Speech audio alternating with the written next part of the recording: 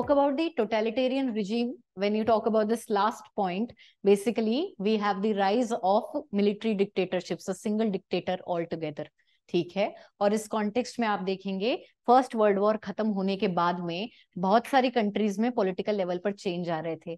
Russia socialist बन गया था, सोशलिज्म की तरफ चला गया था। यूरोपियन कंट्रीज में बहुत सारी फार राइट की तरफ जा रही थी, जैसे कि Hungary, Poland, Italy, Portugal, Germany and Spain, और इनके अंदर फाशिस्ट टेंडेंसीज देखने को मिलती हैं, which is far right.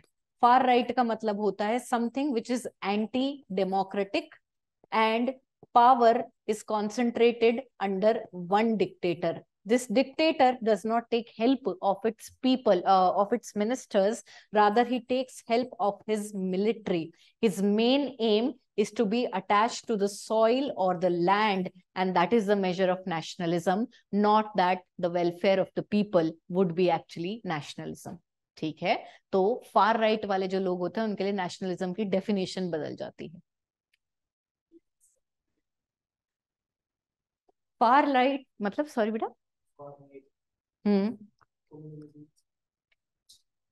Centre, left, right. ठीक है, ये मैं कोई क्लेम्स नहीं कर रही, आसान करने के लिए समझा रही हूं मैं तुम लोग को। कांग्रेस, ठीक है, लेफ्ट सीपीआई, राइट बीजेपी। ये कब है? जब अपन बैलेंस में, ठीक है। और फार राइट जाओगे नक्सलवादी, और फार लेफ्ट जाओगे नक्सलवादी, माओवादी मूवमेंट, सरकार हटा दो, ठीक है, कंप्लीटली इस स्टेट का कंट्रोल हटाओ, ठीक है। Instead what do we want? We want to take all the resources in our own hand, community owned resources. Far left की तरफ अगर तुम जाओगे, then we have people like Hitler and Mussolini. All right, so we have Hitler and Mussolini.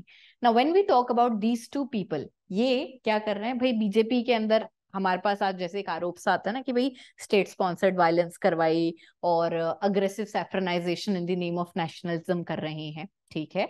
इसको भी फिर भी far right नहीं माना जाता। एक्चुअल फार राइट क्या होता है भाई? पीपल लाइक हिटलर, जिन्होंने स्टेट स्पॉन्सर्ड टेररिज्म फैलाया सो दैट वो जर्मन नेशनलिज्म, जर्मन की प्योरिटी मेंटेन करके रख लें।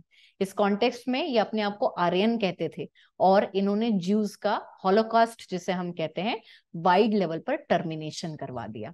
तो फार लेफ्ट में लेफ्ट आइडियोलॉजी क्या कहती है? लेफ्ट आइडियोलॉजी फोकस करती है over the upliftment of peasant and working class.